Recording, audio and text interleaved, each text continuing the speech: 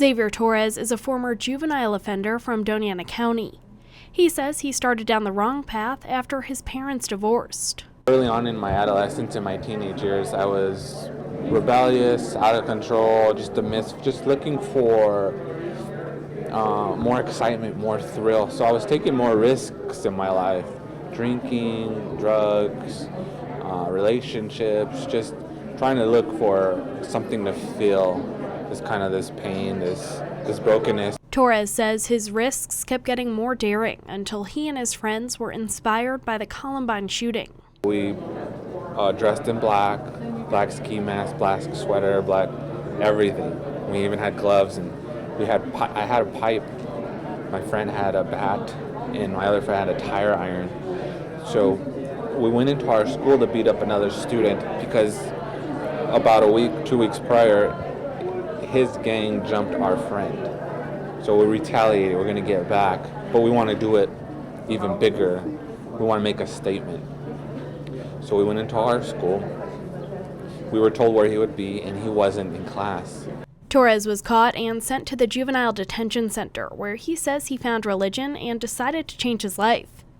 He says once his attitude changed, he let people in to help him. From then on, things did start to change, and doors started to open, opportunities started to present themselves, and there was just, what I look back now, what was happening was my attitude, my heart, and my mind was starting to change, things like that, yeah. Torres left jail and went on to get his master's degree. Judge Fernando Macias, the Chief Justice for the state's 3rd Judicial District Court, says more resources need to be allocated early in life to prevent children from entering the system. Here in Dona Ana County, there are certain geographic areas that contribute the greatest number of children.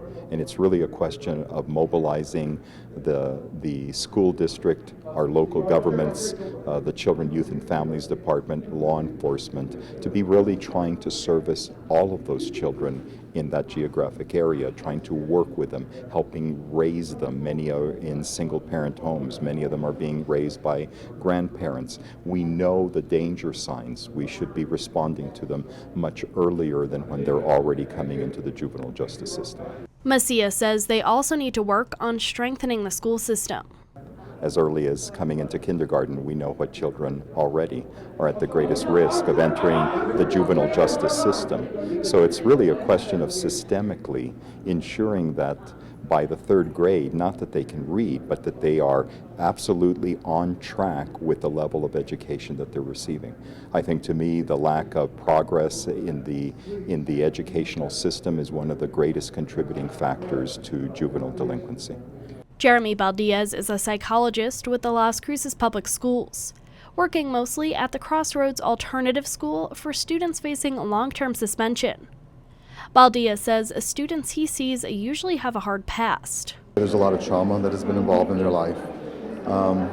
We talked about some of those factors in their life, maybe a lack of a parent, consistent parents, drugs, alcohol, some of those variables that play into their lives that have an effect on their education and their ability to succeed in that academic environment. Baldiaz says many times it's one person that makes a difference in a child's life. Hopefully there'd be one individual in their life, be it at the school or at home, that they're able to trust, provide them consistent guidance and validation as a student, as a human being, saying good morning to them, saying we missed you the day before, telling them a good job, and also allowing them to be accountable in their actions. Xavier Torres says it's important for people to allow former juvenile offenders to have a second chance. They should consider everything.